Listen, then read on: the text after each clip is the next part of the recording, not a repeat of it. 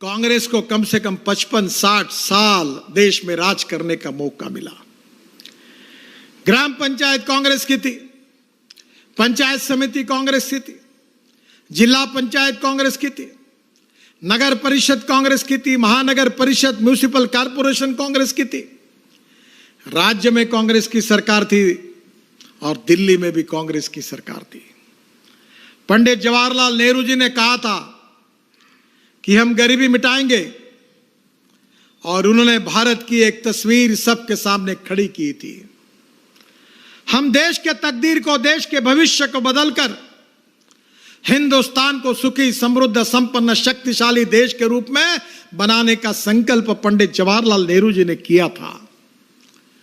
उन्होंने रशिया का socialist communist economic model Bharat के विकास के लिए सिलेक्ट किया था।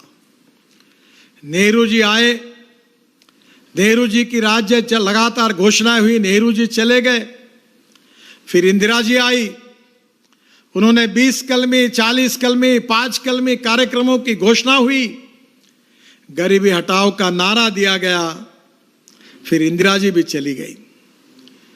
आम देश के गांव, गरीब मजदूर किसानों की गरीबी नहीं हटी। काम करने वाला, रास्ते पर काम करने वाला गरीब व्यक्ति, उसकी गरीबी दूर नहीं हुई। गरीबी केवल दूर हुई तो कांग्रेस पार्टी के कार्यकर्ताओं की, नेताओं की, चेले चपाटों की और चमचों की जरूर गरीबी दूर हुई। आम गरीब वैसे ही रहा।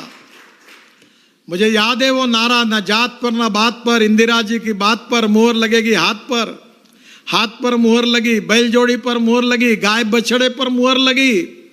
मुहर लगाते लगाते पीढ़ियां खत्म हो गई, 2-3 पीढ़ियां चली गई, पर कोई परिवर्तन का कोई चित्र, तस्वीर कोई सामने नहीं आई।